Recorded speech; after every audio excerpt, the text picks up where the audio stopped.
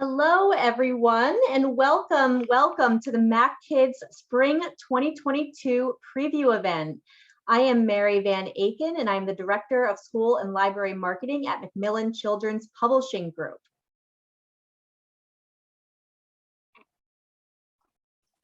Hi, everyone. I'm Kristen Luby, Senior Marketing Manager for the MacKids School and Library team. I am Alicia Lobos. I am the Marketing Coordinator for the MacKids School and Library team. We are so excited to have you here on this Valentine's Day and give you an overview of our Spring 2022 list of titles, including picture books, chapter books, middle grade, and young adult titles from all of our imprints at MacKids. Our imprints include Feiwel and Friends, Farrar Straus Giroux books for young readers, Henry Holt books for young readers, First Second, Roaring Brook Press, Neon Squid, and Odd Dot. As you may have heard, we are also very excited to have two special guests with us later in the event, Jeannette Arroyo and Jen Graham, co-creators of the young adult graphic novel Blackwater, and the Dhonielle Clayton, author of The Marvelers, coming to a bookshelf near you this May. A few housekeeping notes before we begin. In the chat, you'll see a link for a full list of titles we're discussing today.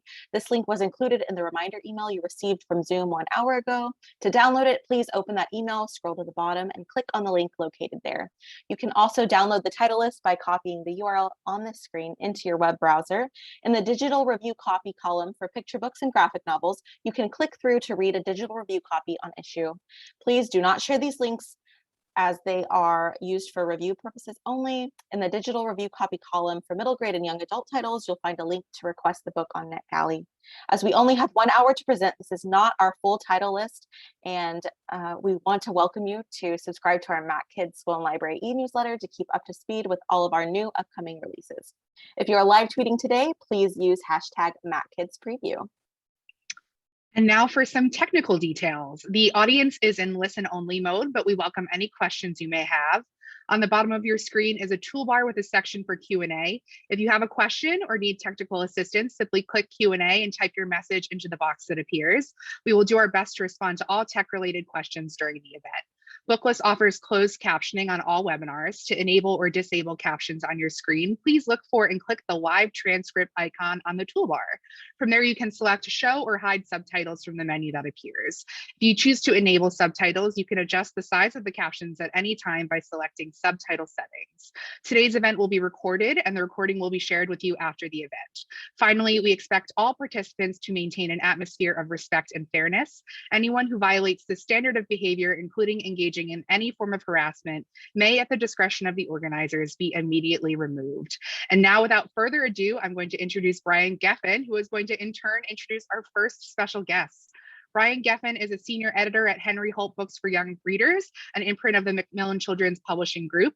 He has worked with wonderful creators such as Dhonielle Clayton, Ren Graham, Jeannette Arroyo, Dr. Crystal Fleming, Julian Randall, Julie C. Dow, John Flanagan, Remy Lai, Christian McKay Heidecker, Rocky Kalin, just to name a few. He acquires a wide variety of young adult and middle grade fiction, particularly fantasy, realistic contemporary, and action adventure, as well as graphic novels and humorous picture books.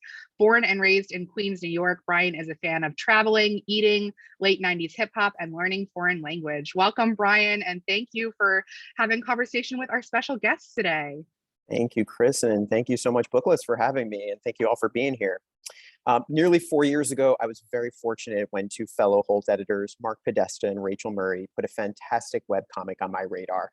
Today, I'm thrilled to introduce the debut co-creators of Blackwater, which was developed into a YA graphic novel about two boys slowly falling for each other amidst the backdrop of a paranormal mystery. Jeannette Arroyo was born and raised in New Mexico, but recently relocated to the Rainier, Seattle area. She's done freelance in animation and children's book illustrations. A huge fan of the horror genre, Jeannette likes to mix in some lighthearted, spooky elements in her work.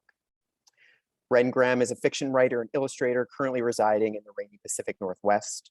They have a BA in art history and a graduate studies certificate in science illustration. So biology, world mythology, and natural elements tend to influence and reappear in their work. Ren is interested in spooky stories, chilly hikes in the woods, and the ways in which art and science interact. I'm so thrilled to introduce Jeannette and Ren.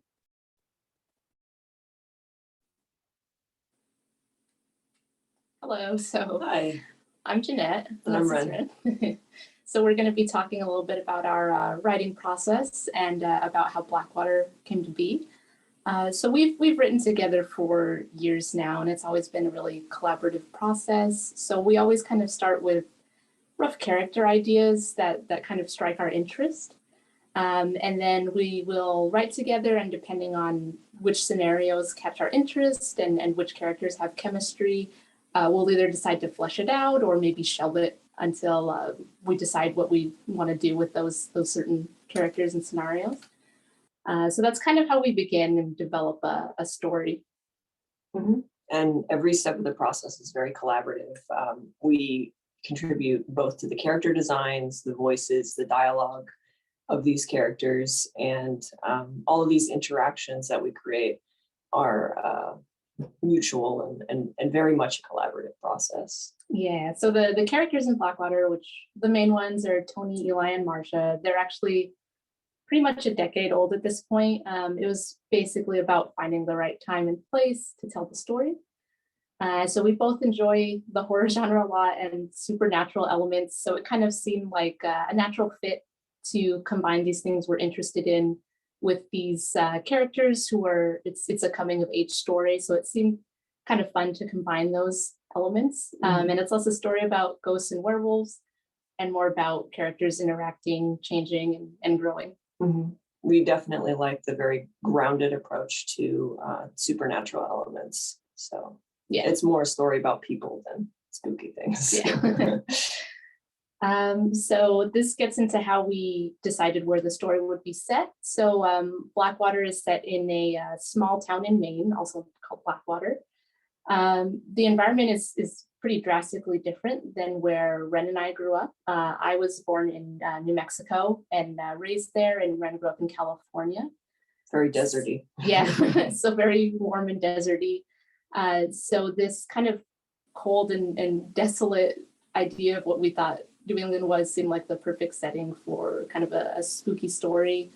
It's also a little bit of an homage to like the horror greats like Stephen King. The setting is also really fits because of the kind of the colonial history, contributes to the haunted feelings in the region. Again, the long desolate winters really kind of add to that kind of spooky feel. Yeah. Also, the lobster fishing industry is really central there to that economy. So this is kind of why one of the recurring ghost characters is a fisherman ghost, and we just thought that was interesting to play off of and to really build into the story and to combine with the setting. Mm-hmm. So our main characters, we'll just go through a brief overview of these characters. We have Tony. He is kind of, we like the concept of combining emotional volatility and also the experience of being a teenager and having all these different emotions. And Jeannette actually used to play volleyball in high school. So just the element of being athletic and being a teen, we wanted to bring that to life in Tony. Yeah, Tony, he's kind of all bravado to disguise his insecurity. He like looks a lot cooler than he is. And he hangs out with another character who's kind of lesser, Biff, and he kind of feels the need to sort of act tough and cool and in order to keep this friendship going that he's had for years. But he's got a good heart. He's basically just he's like a big brat essentially. So he's really bratty, and he kind of just needs attention, whether it's positive or negative. So he kind of acts out sometimes, but he's grown up and he's changing. Mm-hmm. And then our second main character, Eli, we wanted to kind of show a polar opposite experience to Tony, because Eli is very reserved. He has difficulty making friends, mostly because of his chronic illness that he has, which pulls him in and out of school constantly. And I think also as a teen, we all grow up kind of pretentious. And so Eli, we wanted to show that he was kind of pretentious as well, because he doesn't interact with people a lot. And we wanted have him change and open up and grow, to be less pretentious and more forgiving and more loving over the course of this graphic novel. Yeah. So then there's also Marcia, another side character. Originally, Blackwater was kind of going to be more episodic, and it was originally going to center around just Tony and Marcia. But as the world and the characters expanded, we sort of saw that like Tony and Eli kind of had more of that romantic chemistry instead. But she's still in their friend group, and she feels very at home in Blackwater. She's like very deep in her goth phase. So she kind of plays like the straight man. She kind of brings a more centered and reasonable opinion to their friend group, and kind of helps try to bring the characters together. Mm-hmm. Yeah. And then we have our antagonist, Biff, who we didn't want him to be a one-dimensional school bully. He's definitely antagonistic, but we wanted to show his antagonism coming from personal issues from his family, which is pretty dysfunctional. And we wanted to show him his personality is based around needing to be tough in a family that is full of hunters, and he just needs to really prove himself to his father and his brothers. Yeah. But we didn't want him to feel beyond redemption in any way, only that he needs to grow up and learn to make his own choices. Yeah, and so we'd like to kind of go through our pages, if Mary could put those on the screen. So this is from a scene where Tony's out on a hunting trip with his friend Biff and his family. So he sees this deer. He's kind of feeling pressured to go ahead and shoot it. He doesn't really want to. And then the next page, he sets the gun down. The deer hears something and sort of trots off. Biff's father is obviously very upset. He's just wanting to get on with this hunting trip. And then the next page. And then Biff himself kind of gets upset with Tony. He feels like he's ruining the day. So Tony feels like he kind of has to macho up and go after this deer. And then the next page. So he's kind of went off on his own. He's deep in the woods here. And the next page. And then he has this encounter with the werewolf. And that's kind of where his issues start. And then I'll share some other pages here. So for Eli's character, I wanted to show kind of the solitary nature of transitioning as a trans person for Eli. And as he begins to be closer with Tony and Marcia and that friend group, he starts opening up about his transition process. And that's sort of related to how he can see ghosts and how that is also a very solitary experience for him. So once he opens up about being trans, he also opens up about the ghosts that he's seeing in his life. So these pages kind of show that element, him seeing ghosts all his life and slowly revealing to Tony about this. In the last page, you can kind of see the visual representation of Eli bringing Tony into his life, and they're both seeing this ghost together.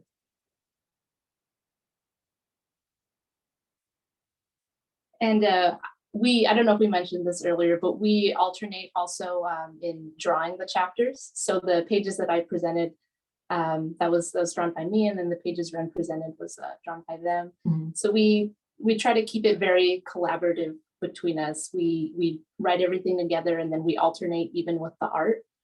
And I think it just kind of makes a really interesting reading experience. Mm-hmm. And it's definitely very fun to create in this collaborative way where we both have stories that we want to tell, and different chapters speak to different authors and illustrators' strengths. Yeah.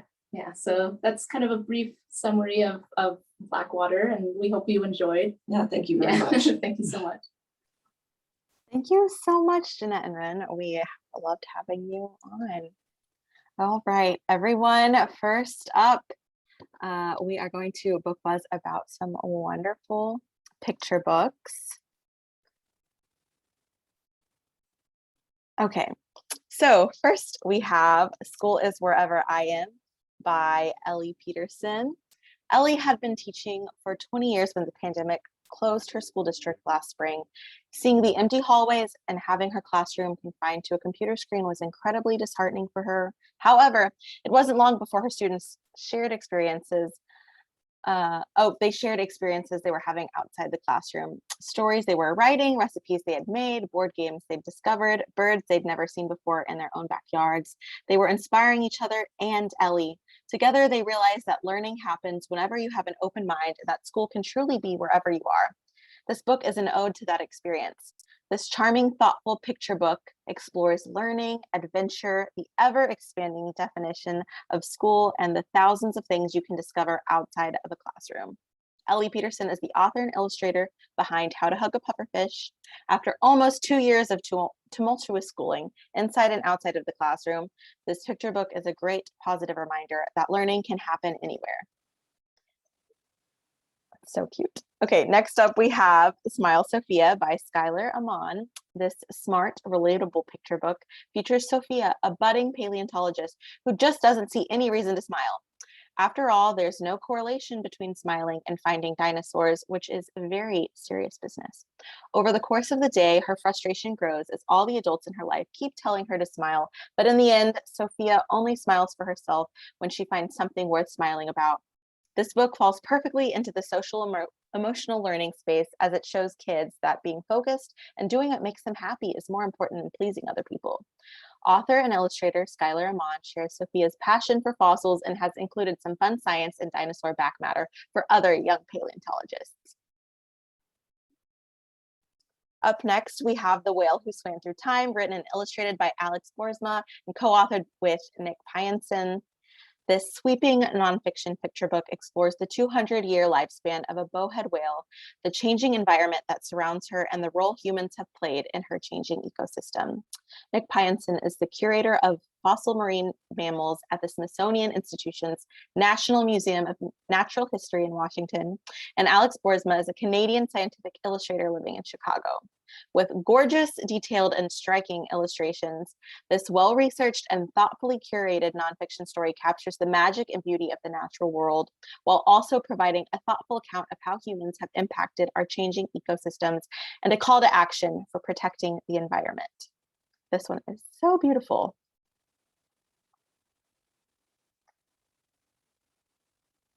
And now we have See You Someday Soon by Pat Zelo Miller, illustrated by Susie Lee. In this heartfelt picture book, a child imagines ways to connect with a grandmother who lives far away. Whether by rocket ship or jetpack, train or in a plane, any journey is worth it to see someone you love. Miller is a children's book lover and one of the creative forces behind the blog Picture Book Builders, where she reviews books for young readers. Her picture books include the New York Times bestseller Be Kind, Sophie Squash, Wherever You Go, and many others. Susie Lee is a Korean picture book author and illustrator and has published over 30 books. Her critically acclaimed work includes the books Mirror, Wave, Shadow, and the Boston Globe Horn Book Award winner, Open This Little Book. Lee has brilliantly used die cuts to add an additional layer of meaning to See You Someday Soon through her spare yet emotive art, which accents the distance between the main characters and makes their ultimate reunion feel delightfully satisfying. The message of the story will resonate especially with anyone who's been separated by very long distances over the course of the pandemic, but it's also simply a universal story for families living far apart, including immigrant families. And another title that will resonate with immigrant families is Tomatoes in My Lunchbox by Costanza Manoli, illustrated by Magdalena Mora. Tomatoes in My Lunchbox is a moving picture book from debut author Costanza about the first day of school, layered with themes about the immigrant experience and feeling out of place. A child newly arrived in another country feels displaced, lonely, and a little scared on her first day of school. Her name doesn't sound the way she's used to hearing it. She knows she doesn't fit in, and when she eats her whole tomato for lunch, she can feel her classmates observing her and not quite understanding her. She feels what it means to be different and decides she wants a name like the other girls have, Emma, Chloe, or Olivia. But sometimes all it takes to feel accepted is for one friend to bring two worlds together, and gradually the girl, her tomato, and her full name start to feel at home with her new friends and community. Manoli's language captures both the loneliness of being new and the excitement of finding first friends, and Mora's beautiful illustrations, lush colors, and expertly drawn facial expressions convey all the emotion a child feels in a new environment. And next we have Granny's Kitchen by Chade Smith, illustrated by Ken Daly. Accompanied by Ken Daly's vibrant, sun-soaked artwork, Chade Smith's debut picture book, Granny's Kitchen is the perfect read aloud for budding chefs anywhere. Shelly Ann lives with her granny on the beautiful island of Jamaica. When Shelly Ann becomes hungry, she asks her granny for something to eat. Granny tells her, "Y'all, you better can cook," and teaches Shelly Ann how to get in touch with her Jamaican roots through the process of cooking. As Shelly Ann tries making each recipe, everything goes wrong, but Granny is too tired to cook one morning, and Shelly Ann will have to find the courage to try one more time and prepare the perfect Jamaican breakfast. And we have Skeletina and the In-Between World by Susie Hamarillo. I'm excited to share our first collaboration with Encantos, an award-winning edtech company and a Roaring Brook publishing partner. Macmillan is distributing their existing catalog under the Encantos name, but under Roaring Brook. We get to handpick the best of their award-winning brands to develop new original titles, and we couldn't be more excited to introduce a new picture book series starring Skeletina. Infused with themes and characters inspired by El Dia de los Muertos, aka the Day of the Dead, and Mexican folklore, the book is a joyful introduction to an empathetic and kind main character who guides children into the in-between world, a ghostly place they can enter while they sleep. It's where they can overcome fears through friends like Floods in this next slide, who helps children learn how to swim. It's also a place where children can reconnect with loved ones who've passed on. Through hit movies like Coco and The Book of Life, the awareness for the Day of the Dead is widespread, and Skeletina is ready to keep riding that wave. We're planning on publishing a second Skeletina book in spring of 23. And next up, we have Pip and Zip. This is by Alana K. Arnold, and it's illustrated by Doug Salat. From National Book Award finalist Alana K. Arnold and upcoming artist Doug Salati, comes the story of a family trapped inside board counting the bumps on the ceiling, when one day they get a brilliant idea. "Let's go for a walk," Mom says. At the park, they find 2 abandoned duck eggs and a fascinating activity for the next 28 days while they incubate and wait for them to hatch. Together as a family, they wait and wait and wait, and with the help of their favorite neighbor / bird expert Ted, they help the hatchlings learn how to be ducks. Though it takes place in the pandemic, it never calls it out, instead focusing on the family, the ducks, and the friendships that form at the most unlikely of times. This tender family picture book works as a storybook, but has enough nonfiction elements to keep astute readers invested as we follow the journey of Pip and Zip, hatching, learning to fly, and eventually and bittersweetly being returned to the wild to live their best lives. It also contains 2 spreads of back matter that instructs readers how to properly hatch eggs. And we have Being Brave, How Mamie Till Mobley and Emmett Till Sparked the Civil Rights Movement. This is by Angela Joy, illustrated by Jeannette Washington. Following the success of her debut picture book, Black is a Rainbow Color, we're very excited to be publishing Angela Joy's follow-up picture book, Choosing Brave. It is illustrated by self-taught paper cut artist Jeannette Washington. This picture book tells the story of Mamie Till Mobley, the mother of Emmett Till, the 14-year-old boy who was brutally murdered while visiting the South in 1955. His death became a rallying point for the civil rights movement, but few know that it was his mother who was the catalyst for bringing his name to the forefront of history. Angela Joy and Jeannette Washington offer a testament to the power of love, the bond of motherhood, and one woman's unwavering advocacy for justice. Born and raised in Minneapolis, Angela was deeply affected by the senseless murder of another Black man, George Floyd. In his final moments, George called out for his mother, and that struck a chord with Angela. During a time when crimes against Black bodies were hidden, Mamie fearlessly refused to allow America to turn away from what happened to her only child. She turned pain and unimaginable grief into change that ensured her son's life mattered. A deeply profound and timely story, Choosing Brave is one that you will definitely want for your bookshelves. Next, we have Warrior Princess, The Story of Kutulun by Sally Dang. This picture book is an empowering and formative biography of Kutulun, the great-great-granddaughter of Genghis Khan, and how she defied the expectations of her time to become commander of the Khan's army. Just like the 14 brothers that came before her, Cuchulainn, princess of her tribe, learned from an early age how to ride horseback, shoot arrows at full gallop, and, most importantly, to wrestle. But as she grew older, her people wondered why their beloved princess had not yet married. So Cuchulainn vowed to marry any man that could defeat her at wrestling.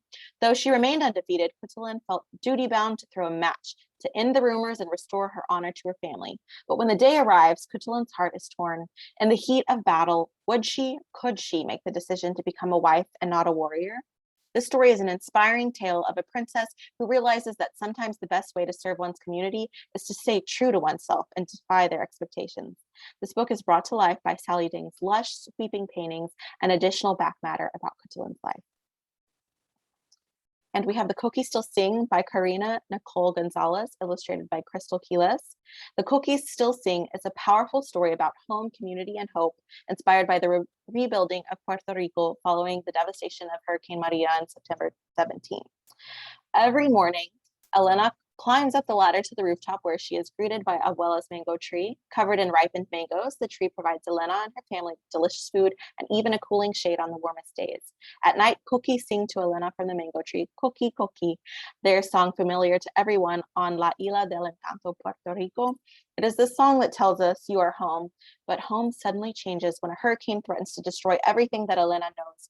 Overnight, Elena's family loses the roof over their heads and their beloved mango tree is left bare. The cookies, once loud in their song, are now quiet. As time passes, Elena and her community begin to rebuild. When the sounds of the cookies gradually return, they reflect the resilience and strength of Elena, her family, and her fellow Puerto Ricans. The Cookies Still Sing is perfect for classrooms, and as an educator, author Karina understands the need for diverse stories in the classroom, as well as stories that deal with difficult subjects in an accessible way. It has rich back matter about Hurricane Maria, Puerto Rico's resources, and the author and illustrator's experiences as Puerto Rican women. All right, the next two titles are from our newest imprint, Neon Squid. Neon Squid are making beautifully illustrated nonfiction picture books for inquisitive kids and kids at heart. These books will help children decipher scrolls, orbit distant stars, and dive into the deepest oceans, and it launches next month. Some of the first books from Neon Squid are Humpback Whale and Giant Panda in our Young Zoologist series. The series will cover different animals and wildlife and provide animal-loving kids with tons of fun facts that they crave. Head to the depths of the ocean to study humpback whales in the beautiful nonfiction field guide for kids written by acclaimed marine biologist Dr. Asha DeVos, an award-winning Sri Lankan marine biologist who has pioneered whale research in the Indian Ocean. She's a TED Senior Fellow and founder of Ocean Swell, a marine conservation organization. Jaili Sun is an illustrator who creates colorful and humorous artworks. She graduated from Xiamen University in China before earning a master's degree at the Maryland Institute College of Art. And then we have Giant Panda, which explains how poaching and deforestation made pandas an endangered species and what needs to be done to protect their habitats in the future. Vanessa Hull was 5 years old when she was given a stuffed panda toy, which ignited a lifelong passion. Today, she's an assistant professor at the University of Florida and has spent her career studying pandas in the forests of China. Charlotte Moloss is a French illustrator who splits her time between Paris and Biarritz. Her colorful illustrations are Matisse, the Art Deco movement, and pop culture, filled with simple science and plenty of animal facts. These books explain how protecting habitats is so important to our future. And there's the Neon Squid books. I will pass it along for middle grade and Teen Corrective.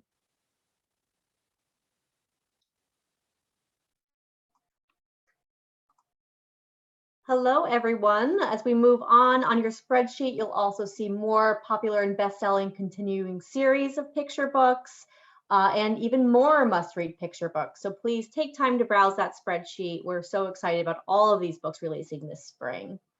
Before I move on to middle grade, I wanted to take a moment to introduce two new additions to our Tinkeractive workbook series from Odd Dot coming this spring. We have English, math, and science workbooks tailor-made for grades pre-K, 1, 2, and 3. Tinkeractive's play-based and project-based learning are all perfect for early childhood development. Each workbook covers essential concepts while encouraging young learners to tinker, make, and engineer, and all books are aligned to Common Core standards. This spring, we're adding Tinkeractive Early Skills Language Arts workbook ages 3+, and Tinkeractive Early Skills Motor Control Workbook ages 3+ to the ranks. I encourage all of you to check out the full Tinkeractive series at www.oddbot.com/Tinkeractive workbooks. Plus, you'll be in just the right place to discover more books published by Odd Dot, a publisher of nonfiction books with innovative formats for kids of all ages, with lists that range from STEM-oriented workbooks to board books with wheels and beyond. Okay, moving on to chapter books and middle grade. First up, I am pleased to present Smaller Sister by Maggie Edkins Willis. I had an opportunity to hear debut graphic novel creator Maggie talk about Smaller Sister and was so moved by the story behind the book. Maggie grew up watching her older sister suffer and recover from anorexia, and this book is inspired by that experience. It's remarkable in the way it shows the impact of watching a loved one struggle with an eating disorder while ensuring that every single character remains deeply human and relatable. This book is also very much a sister story. I immediately related to the scene of Lucy, the character inspired by author Maggie, pestering her older sister Livy from the bottom bunk of a shared bed, and her repeated efforts throughout the book to forge her own way while also trying desperately to understand what was happening to her sister were so moving. Hand this confidently to fans of books like Best Friends, El Defo, and Guts, and anyone who could use a reminder that it's okay to be scared and it's okay to not understand something that feels so difficult to comprehend. They'll find so much to love here, and with Maggie's sense of humor, they'll be laughing along the whole way.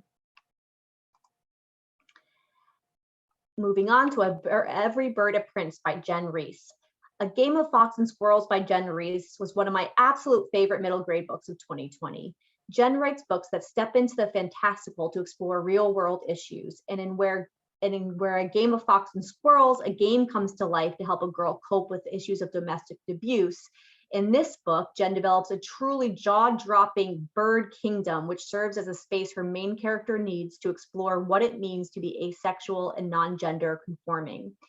In this book, 12-year-old Erin Evers discovers the Resplendent Nest, a fantastical bird kingdom replete with the most magical birds, tiny avian archivists, chirping bards, and of course, princes in feathers and finery.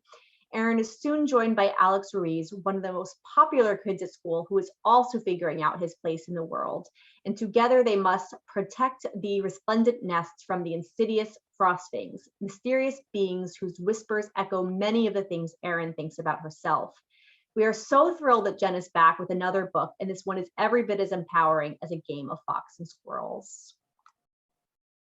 Theo Tan in the Fox Spirit by Jessie Q. Sutanto.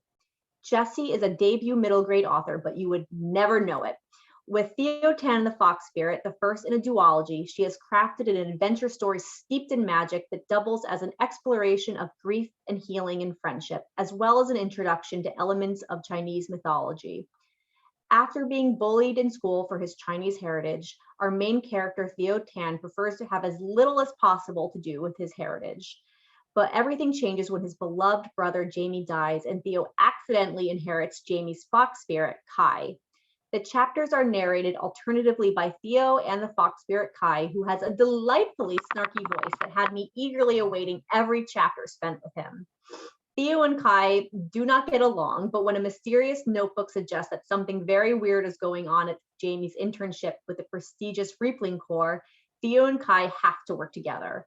Theo finds the only way he can get close enough to the Reapling Corps to solve the mystery is to succeed at the highly competitive Know Your Roots summer camp program, a celebration of Chinese and Indian cultures designed to help connect students with their heritage. It was really moving to watch this grieving pair work together to help Theo embrace the heritage he's avoided for so long and to honor Jamie's last wish.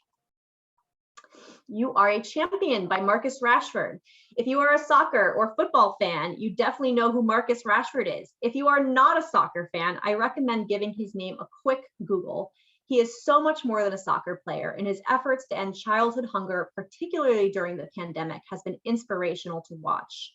Long before Marcus became one of the most watched and talked about soccer players, he was a kid from Manchester in the UK with a dream and determination to succeed. As a player for Manchester United and the English national team, Marcus has achieved greatness, but as a role model for working class kids of color, he's become an icon and an inspiration. with murals in his hometown and a book club dedicated to helping vulnerable and underprivileged children experience the escapism of reading, reinforcing his belief that reading should not be something that a family should have to budget for. You Are a Champion is a positive and inspiring guide for your life that will be a favorite amongst his young fans and for any young reader who is committed to achieving their goals. Okay, The Sun Does Shine, Young Readers Edition by Anthony Ray Hinton. Anthony Ray Hinton's adult memoir, The Sun Does Shine, was originally published in 2018 and became a New York Times bestseller and an Oprah Book Club pick, as well as garnering massive critical acclaim. We are so honored to bring Anthony's story to life for young readers with this new adaptation of his powerful memoir. If you haven't heard Anthony's story before, it's truly incredible. In 1985, he was arrested and charged with 2 counts of murder in Alabama. He was stunned, he was confused, and he was only 29 years old, but he knew that this was a case of mistaken identity and really believed that the truth would prove his innocence and ultimately set him free. But with no money and a justice system that is unfairly prejudiced against Black men, Anthony was sentenced to death by electrocution. He spent 3 years on death row, full of despair and anger at those who sent an innocent man to his death. That as he began to accept his fate, he resolved to not only survive, but to find a way to continue to fight for justice, find hope, and inspire his fellow inmates. With the helps of a civil rights attorney and best-selling author of Just Mercy, Bryan Stevenson, he finally won his release in 2015 after spending nearly 30 years in prison for a crime he did not commit.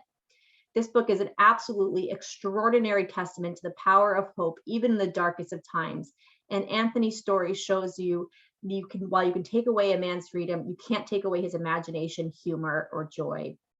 We worked with an incredibly talented and critically acclaimed children's author, Oleg Bemisola Rude Perkovich, on this new adaptation. Bryan Stevenson will also be contributing a new foreword for this edition, which will include information about the US prison system and the systemic racism in our criminal justice system. Readers of all ages are looking for books that explore issues of systemic racism, prejudice, and wrongful incarceration, and is a must read, perfect for classroom units on criminal justice. Paired with his adult memoir, this would make an incredibly powerful one book, one community read. And with the film adaptation of The Sun Does Shine in the works, this is going to be flying off shelves. Jo Rue makes her debut as a writer, illustrator in this fantasy adventure graphic novel trilogy, starting with Cat's Cradle. There are so many true-to-life graphic novels out there, but relatively few fantasies and even fewer fantasy series. Make this your next go-to recommendation for fans of a series like Amulet. In Cat's Cradle, Jo shares the visually stunning world of Suri. Suri is an orphan and travels around with a merchant camp. And she's one of those kids you know is going places. She's confident, she's clever, she's ambitious, and she's frustrated that people don't take her knowledge of monsters seriously. When a mysterious new wagon joins her camp, it becomes clear that it's holding something big, loud, and very monstrous, and Suri is finally able to put her love of monsters to great use, combining forces with a prince hunting the greatest monster of all. 2 more books will follow Cat's Cradle, and you'll be very happy there are, for as this really is not enough time to spend with these characters, so more the merrier in my opinion. Next up, Bright by Bridget Young. Bridget is very passionate about telling stories about girls who are smart and relatable with storylines that upend gender stereotypes. Her new book, Bright, is born out of reading so much news coverage in recent years about girls being told they're not smart in outlets like the New York Times and the Atlantic. From these articles, Bridget crafted Marianne Bloom, an 8th grader who has always been told she's not smart. She's always been fine with that because she knows she can get by with her sparkling personality. She has one teacher, though, who sees her potential and won't let her walk away from a failing grade and instead makes her join the school's top-ranked Quiz Bowl team. With the help of the Quiz Bowl team, she begins to learn what being smart is really about and that she might be bright after all. I'm sure there are plenty of teachers in the room who know a student just like Marianne, someone who has everything it takes to succeed, but for so many reasons has been told they don't have what it takes. Recommend this book to all readers, but especially those who will be inspired by Marianne's very relatable journey to self-confidence. Team Chu in the Battle of Blackwater Arena. You may know Julie from her best-selling epic YA fantasy novels, and this is her middle grade debut. Team Chu in the Battle of Blackwood Arena is the first in a new series about Sadie and Clip Chu, a pair of hyper-competitive Vietnamese-American siblings who are very much inspired by Julie and her siblings. When Sadie and Clip accidentally get stuck in a virtual reality world of their new favorite laser tag game, together with their friends, they have to figure out a way to get out before they become part of the game themselves. Their escape takes them through Haunted Castle, an abandoned space station, and an eerie swamp, and they have to set aside their pride to rely on each other's strength to survive. With its vibrant voice and flawed but lovable characters, this book follows in the footsteps of books like Sal and Gabby Save the Universe or The Total Eclipse of Nestor Lopez, which normalize second-generation American families and feature spirited, fun-loving kids on an epic journey. Faith Erin Hicks has been making comics for well over a decade, and in my humble opinion, is one of the best in the business and has 2 Eisner Awards and a New York Times bestseller under her belt to prove it. I didn't think Faith could outdo herself, but I have to say that I think Ride On is her best book yet. It is also her most personal. The book is loosely based on Faith's experience riding horses in her younger years, but it's not just about horses. It's about loving something so much and then loving something else. And for Faith growing up, horses were an escape and an all-consuming passion. Her main character, Victoria, is modeled after her and goes through a heartbreaking fight with her best friend and needs a new start. Over the course of the book, Victoria learns that it's okay for your passions and friendships to evolve. It's a lesson that feels very obvious to us adults, but for a preteen or teenager who has a passion that is so all-absorbing, it can feel truly life-changing to let a friendship go or to step back from a part of your life that has been your everything. Faith hopes this book resonates with every young person who has maybe struggled with identity and who has struggled with their identity evolving a bit. She's done a masterful job of balancing heartache with sadness and humor and triumph, and as always, her art is beautifully rendered. And finally, wrapping up middle grade, we have Buzzkill, fighting insect extinction from the ground up, and I'm going to disturb all of you with a few facts. A cockroach can live without its head for 168 hours. Moths can't fly during an earthquake. The Goliath beetle can weigh as much as a McDonald's quarter pounder. That is so disturbing, but also cool, depending on who you are. While all of this may be true, the larger truth is that insects are a vital contribution to life here on Earth, and they are in trouble these days. We know all about the decline in monarch butterflies and the decimation of honeybees, but what about all the others? Buzzkill presents the big picture on insects, from the critical role on our planet, from sustenance to pollination to medicine and more, that threatens their habitats, their possible extinction, and it goes over ways everyday people can prevent their decline. As the author points out, insects are resilient little suckers, and it's not too late for us to help them.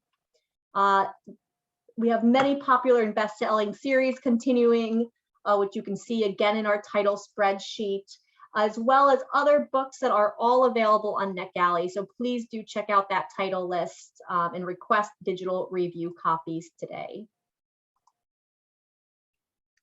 Hello, everyone. I am thrilled to be sharing our young adult titles today. And then following that, you will hear from our final guest speaker, Dhonielle Clayton. So please stick around for that. First up, Tucker Shaw's editor, Mark Podesta, first discovered him through a viral Twitter thread that took his breath away. The Twitter thread is a heartbreaking personal glimpse into what it was like living and loving at the height of the AIDS epidemic. Mark was so moved by Tucker's story that he immediately reached out to Tucker to see if he would be up for crafting a book set in this era of American history for young readers. He jumped at the opportunity and so became When You Call My Name, a moving YA novel set at the beginning of the 90s, which follows 17-year-olds Adam, an anxious, hopeless romantic, and Ben, an insecure, fashion-obsessed music nerd, as they explore their sexuality, face the devastating loss of first love, and ultimately discovering the power of new love. Told through dual perspectives of Adam and Ben, When You Call My Name is a celebration of community and a commemoration of the people we've lost to HIV and AIDS. I encourage you to go read Tucker's Twitter thread to get a feel for his evocative writing. You can find him at Tucker_Shaw, and this is perfect for your Pride Month collections. Next, shortly after Kate Meltzer arrived at Macmillan as part of our Roaring Brook Press editorial team, their team held a brainstorming meeting where editors were encouraged to think back to their teen selves and imagine the book they wish someone had handed to them. And the idea that came out of this brainstorming session is the book I needed and we all need, and it's certainly our teens need. That's the origin story of How to Money, your ultimate visual guide to the basics of finance.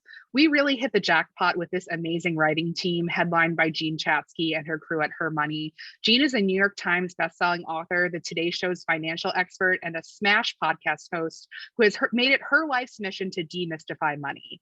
Full of educational and eye-catching illustrations, this accessible and engaging book will explain everything you wish you knew about finance. It is so important to educate students about financial literacy, and it's just not a part of the curriculum at many schools. This is a perfect way to illustrate key concepts to students, from opening a bank account to writing a check, deciphering student loans, investing, saving, budgeting, writing a resume, choosing a career path, and beyond. This is the only book readers will need to become truly fearless about finance. And this book is not just for teens. I learned a lot as an adult reader, and college students will find this to be an indispensable and practical resource.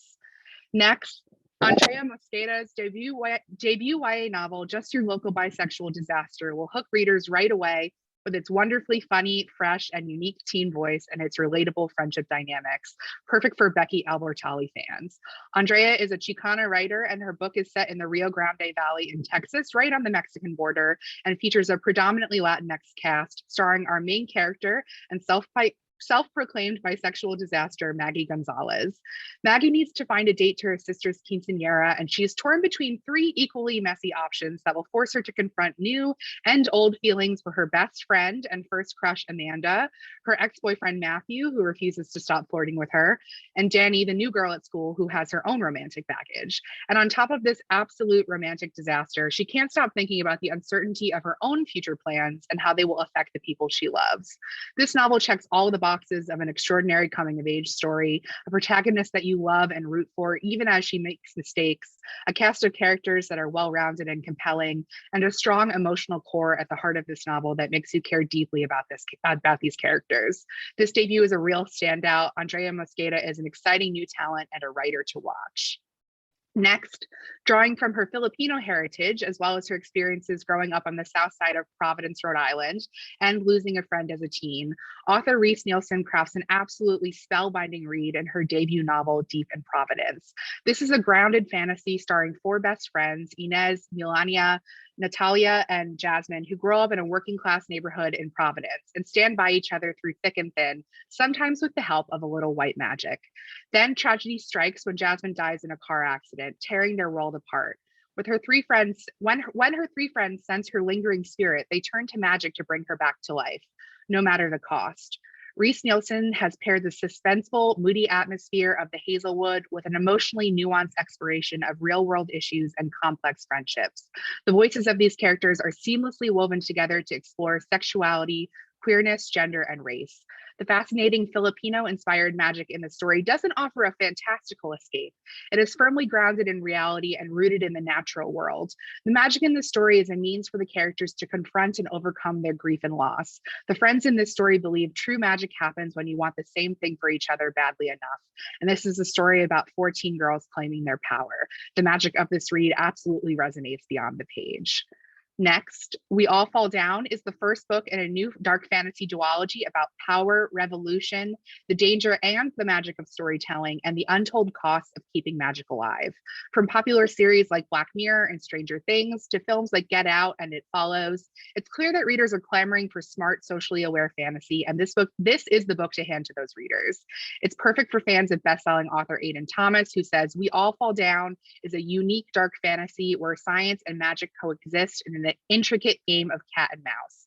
With a diverse cast of characters and prose that is equally gorgeous and haunting, We All Fall Down doesn't shy away from exploring the dark underbelly of society, humans, and creatures alike, and we couldn't agree more. This first book introduces us to four unforgettable queer teens who live in River City, a place where magic used to thrive but is now fading.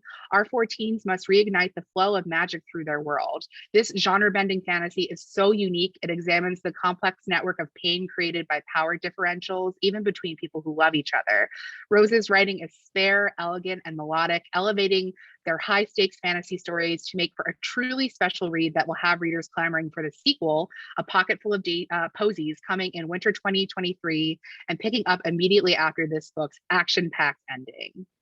Next, you know Melissa Gray as the author of the Girl at Midnight trilogy. She explores a fascinating chapter of history in Valiant Ladies. This story is inspired by two 17th century Peruvian women known as the Valiant Ladies of Potosi. Eustaquia de Sonza and Ana de Urinza were basically real-life lesbian teenage Zorros. They were sword-fighting vigilantes who also got to mingle with high society. The girls would spend their days in silken gowns as ladies of leisure, and then at night they would sneak out of their villa dressed as men to go drinking and gambling and fighting. Eventually, they became vigilantes, rescuing the innocent and vulnerable people from the threats that roamed the seedier parts of their crime-filled cities. Melissa Gray is a queer and Latinx writer, and she was immediately drawn to the real-life history behind this story and used it as an inspiration for a young adult historical fiction novel that is part romance, part murder mystery, and all swashbuckling adventure. Next. Okay, first of all, I need you to look at this cover. How gorgeous is this? The trickle of blood on her finger is so chilling, which is just the perfect lead-in for this new fantasy mystery thriller by Erin Beatty, who you know as the author of the acclaimed Traitor's Kiss trilogy. Yes, you heard that right, fantasy mystery thriller with a swoon-worthy romance. This book checks all the boxes. It is absolutely unputdownable. It's about an orphan girl named Katrin who has a secret. She has a magical gift of sight that allows her alone to see the flaws in the constructions of the buildings that she watches over in her city before they cause destruction. But when she witnesses a grisly murder, she's pulled into the investigation to track down a serial killer along with Simon, a brilliant young detective. Simon is a Benedict Cumberbatch-style Sherlock Holmes character, an attractive, eccentric genius who both teaches and taunts Katrin as he looks into the mind of the mysterious killer, a mind that he might understand a little bit too well. This fantasy is totally unique. There is a serial killer mystery thriller as engrossing as the TV show Mindhunter, and it's set in a rich fantasy world that's a twist on the Pillars of the Earth. Next. The Black Girls Left Standing is a powerful and timely YA debut in the vein of The Hate U Give, about a teen torn between two worlds, her artsy high school and her Chicago neighborhood, and trying to find her place in the wake of trauma and grief.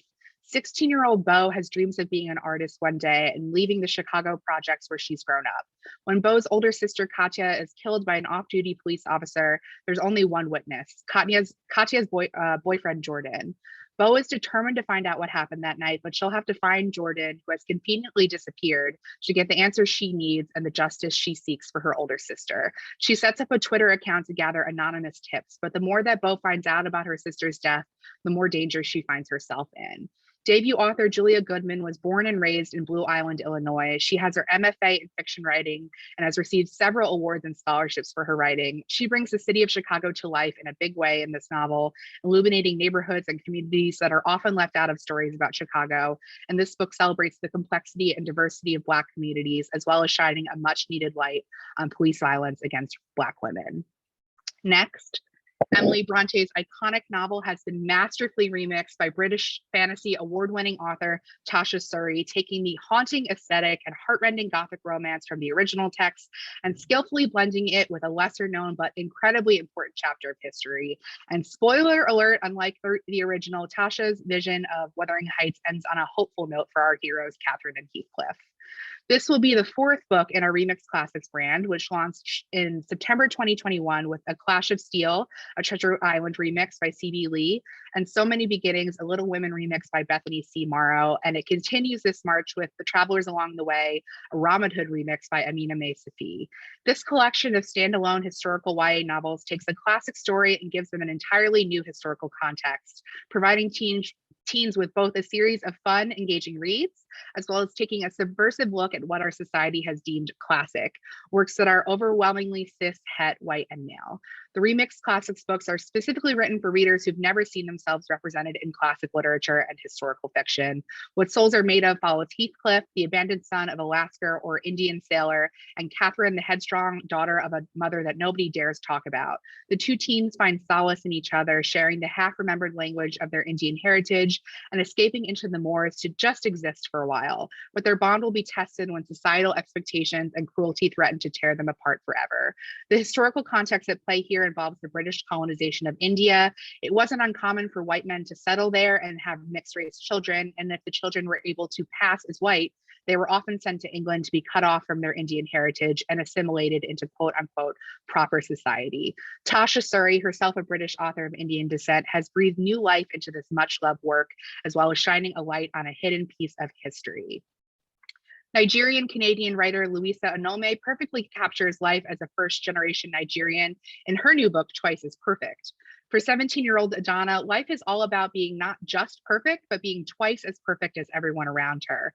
And Adana is juggling a lot of responsibilities, getting good grades, preparing to be the star on her school's debate team, and helping to plan her cousin's over-the-top Nigerian wedding to an Afrobeat superstar. And there's even more pressure on Adana to be the perfect Nigerian child ever since her older brother Sam left after having an argument with her parents. She never knew why he left, but when a chance encounter brings them together after 6 years, they secretly work on rebuilding their relationship.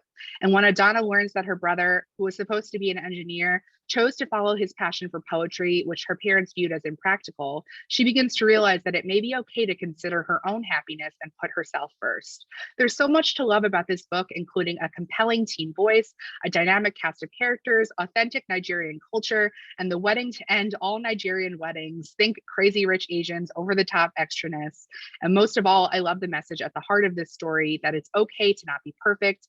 It's okay to embrace your passions, and it's okay to not live up to other people's expectations and put yourself first. And making these decisions is an important part of growing up and discovering your true identity. Finally, I have a bonus fall preview for all of you. This next book is coming in November, but I just have to share it with you early because it is truly one of my favorite reads of the year. It's a slow burn mystery, a small town drama, and a swoon-worthy romance that explores family secrets while unpacking generational trauma and our country's history of racial violence. It's a debut that you simply cannot miss, and it's available to request on NetGalley immediately following this preview. We're short on time, so that's all I'm going to tell you about this, but this is not one that you want to miss. We also have several popular series continuing this spring, including a new World Citizens comic, Why the People, which explores democracy as compared to other systems of power, and the continuation of duologies by Zoe Hana-Mukuda, Trisha Levenseller, and Judy Lynn. And if you're looking for more to read, you can request digital review copies of even more young adult books coming soon on our NetGalley page. And now, without further ado, I'm going to pass the mic back over to our special editor guest, Brian Geffen, to introduce our final author speaker and her magical new adventure, which I can't wait for you all to read. Take it away, Brian. Makes two of us, Kristen. I am so thrilled to introduce Dhonielle Clayton. Dhonielle spent most of her childhood under her grandmother's table with a stack of books.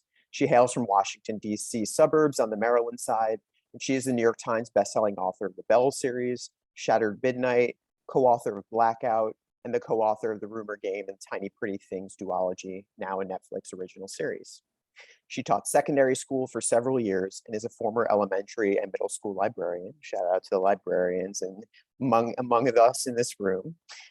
She is the COO of the nonprofit We Need Diverse Books and president of the K Creative, an IP story kitchen dedicated to diverse books for all ages. She's an avid traveler and always on the hunt for magic and mischief. And you can find her across social media at Brown Bookworm. And magic and mischief abound in her new book, The Marvelers, which is her debut middle grade fantasy. Welcome, Dhonielle. Hi, thanks for having me. I'm so excited.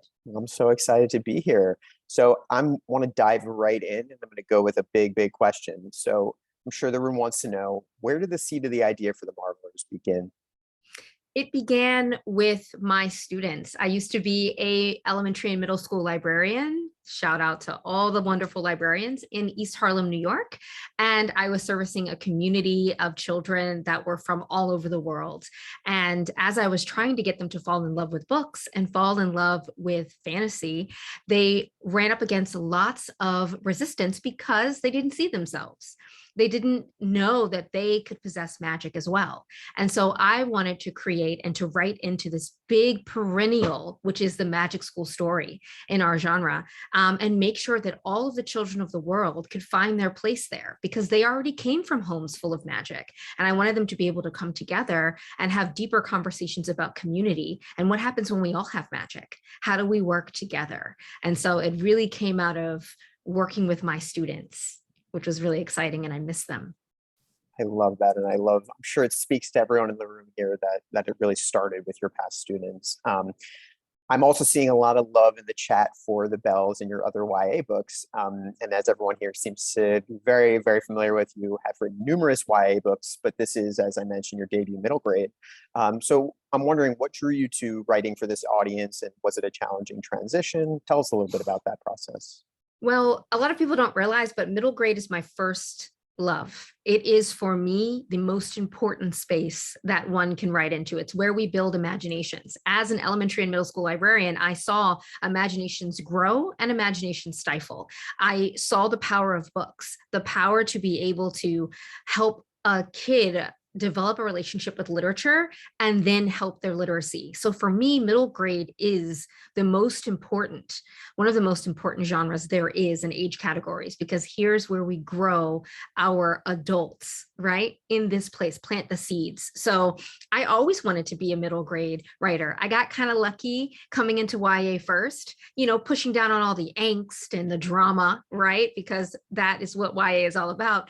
But middle grade to me was the ultimate challenge, to be able to create a world that is both sophisticated and deep and adventurous, but has really big questions, because this is an age group that's all about the questions. And I wanted to present those for these young readers and help them grow their imaginations the way middle grade grew mine. I am who I am because of the books that I read when I was 10, 11, and 12. There would be no me without middle grade. So I was so excited to dive into this challenge and really be in service of the students that I was working with every day. I love that line, that middle grade is like all about the questions. And I know we've talked about this, how we both love how middle grade kind of offers this ability to, bring exciting, action-packed and magical stories into the world, while also weaving in real world conflicts that are affecting today's young readers and that young readers are aware of. And one of the things I love most about the Marvelers is the way you so thoughtfully explore notions of otherness and prejudice and school integration. So I'm wondering, how do you go about striking that balance between intrigue and magic and action and these kind of deeper issues and questions? I think it comes from being a teacher and a librarian for so many years that I like to wrap the medicine in the magic. And I love having big conversations with our smallest people, our small fries, who are developing their thoughts and feelings and, their opinions. And I feel like books are a perfect place to do that, to layer this fantastical world, this big adventure, this friendship story with real world things. And so in the world of the Marvelers, you meet two groups of magical people who are at odds with each other. They're trying to come together and build community, because I wanted to have a conversation about how is community built? Whose rules get followed? Who gets to decide what is good and what is bad? What is right and what is wrong? And how, when we're all magical, how do we all create a protected peace away from the non-magical people, right? Which are much less interesting. And I wanted to do that through middle grade, because I just feel like that is the time. That age group has big questions about, what does it mean to have friends? What does it mean to be a part of a group? What does it mean to go to school community, home community, when those things are at odds? What happens when parents are making decisions and teachers are making decisions and adults are making decisions that literally ripple into their small community? And so I felt like middle grade and magic was a great metaphor to be able to talk about tough things. At the heart of the Marvelers is a school story. It's a magic school story about integration. It's literally about what happens when we believe that we are fundamentally different in the way that we express our magic, but we are going to try to work together and go to school together and live together. What is the rub there? What are the stereotypes? What are the prejudices? So that we can have a deeper conversation in the real world about our communities and who's welcome and who isn't. So at the heart of things, that's what it is. And it comes straight out of all of the social emotional things that I was witnessing for my students in that age category. I just want to make it magical. It goes down better, I believe. I'm going to have to steal that line, medicine and the magic, from you. I will be sure to properly attribute. But speaking of the magic in your story, something that I absolutely would have loved as a kid, and who am I kidding, something that I absolutely loved as an adult and your editor, is one of the kind of favorite parts of the book for me is that you include so many sort of fun additional elements and interstitials. We have newspaper clippings, we have the Marvellian form of mail and star posts, we have wanted posters, tons of artwork. And this all serves, like you're saying, to make this world come to life and feel richer and realer. And so I'm curious, what made you gravitate towards kind of building a story with all these sort of elements? I was a nerd. I am a nerd. I am obsessed with newspapers. I am very much invested in all of the things that make a world and make a community. And I wanted to have a reading experience that could pull in kids that also enjoy all of the other bits. My mother would say I was a nosy kid. I wanted to I wanted to look at all the receipts. I wanted to look at the newspaper clippings and the to-do lists, and I wanted maps. I wanted everything. And I felt like to tell this story, it was really important to build a world that showed you that there are a lot of moving pieces to it. And I thought it would be interesting that a kid reader could see all of that. You also get to follow my villain in the tale too and see what she's up to. And I feel like it makes the world feel even bigger than it is when you can see what are the headlines saying. That gives you a taste of a community. I really believed that, like, newspapers, whenever I go to a foreign country, I try to read the newspaper to see what is on the minds of the people. So I wanted my readers to read the newspapers that were being published in this world. They're not normal newspapers you'll see when you enter the world of the Marvelers, but I wanted you to get a taste of, like, what is everyone talking about? What is the spin, right? What is real and what is not? So that we could also, as teachers and librarians, have conversations about bias and about sensationalism and about lies that are told in the press in order to create narratives. And I thought that would be interesting as this world and these two communities are coming up against conflict with each other. What are the things that they say about each other? How do they cast each other to the masses and create narrative? And so I thought it could also, thinking with the teacher hat on, let's have a conversation about expositional writing and persuasive writing and newspapers and all in the guise of fantasy, right? You can get all of your different kinds of writing in there to talk about in a classroom. I love that. And not only sort of all of these kind of interstitials, but like you're saying, writing a villain character, I think, allows such insight into that character, because usually we are seeing, especially in middle grade, like you said, the villain from one point of view. We're not seeing it from the inside. But you said you're putting on your teacher's hat, and I know your librarian hat is just next to it. So I'm going to ask you to rewear your librarian hat for a minute. I'm sure everyone in the room would love to know, if you were book talking the Marvelers to a kid coming into a library, how would you get them excited about it? What would your pitch be? Well, because I know that kids love one foot in the old and one foot in the new, I would tell them that the Marvelers is the future of magic school. If they loved going to the magic school of the Worst Witch and of Harry Potter, or of any of the magic schools that they have encountered in the past, that this is the future of magic school. This is what's next. It's a place where every kid belongs and that there is space for that kid. It's about how the children of the world already have magic and what happens when they all come together and practice together and share in cultural exchange. And I would just tell them that there's magical food and that there are cities in the sky and that there are, very cool animals that live in the walls of the school, that if you have sweets, we'll come visit you. So I would dangle all the usual suspects, but I would say that it is the future of magic schools. It's Magic School 2.0, where no kid is left behind. So that's what I would lean on, hopefully, to get them excited. I love that. And the food is bountiful in the book, I have to tell you all, and you're all going to want a Roddy, which is a magical creature, once you're done reading. I know we have time for one more question, so I want to ask you, when a reader finishes their first year at the Arcane Training Institute and closes that final page of the Marvelers, what do you hope that they'll be able to take away from the story? I'm hoping that after they spend their time in the skies at Magic School, that they will feel like they found a home, that they can see themselves on the pages and know where they belong, what is marvelous about them, and that their community is there and there's space for them to both be there and to change and to learn, and that they can come as they are and that all are welcome. And so that's what I'm excited about and hoping, because there are a lot of Magic Schools books and there are a lot of worlds where there are so many people that are afterthoughts. And I want this to be a space where everyone is considered and everyone is thought of and everyone is marvelous. That's why they're called Marvelers. Well, I am thrilled that we were able to have this talk, and of course, can't wait for everyone here to read The Marvelers in a few months. Yay. And discover what is marvelous about you and your Marvel. Thank Love you it. so much, Dhonielle and Brian. Thank you for having me. Thank you. Yes, thank you so much, Dhonielle and Brian. That was fantastic. Thank you to everyone for coming out and hearing our books that are coming out in spring 22. We're so excited that you were able to make it today. I am thrilled you spent your Monday with us. I am going to pass the mic off to Booklist so they can give you some in the show notes. Thank you so much, everyone. This was such an amazing presentation, and I think everyone is feeling pretty inspired right now.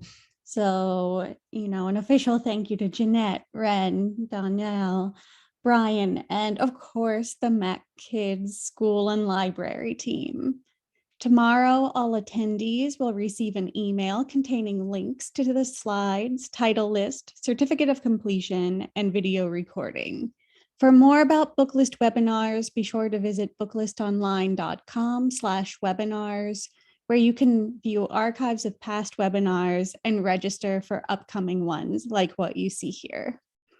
If you're not yet a subscriber, you can pair the print reading experience with the convenience of online access at booklistonline.com and lock in print, online, digital, and archive access by taking advantage of the special webinar offer to get Booklist for only $75. Patron-friendly, librarian-approved, and free with a Booklist subscription, Booklist Reader is Booklist's new digital-only magazine, highlighting diverse readers' advisory recommendations for all ages. To see and share the latest issue, visit booklistonline.com/reader-issues. Thank you for joining us for today's webinar. One more huge thank you to our panelists and to our sponsor, MacKids School and Library. This concludes today's webinar. See you next time.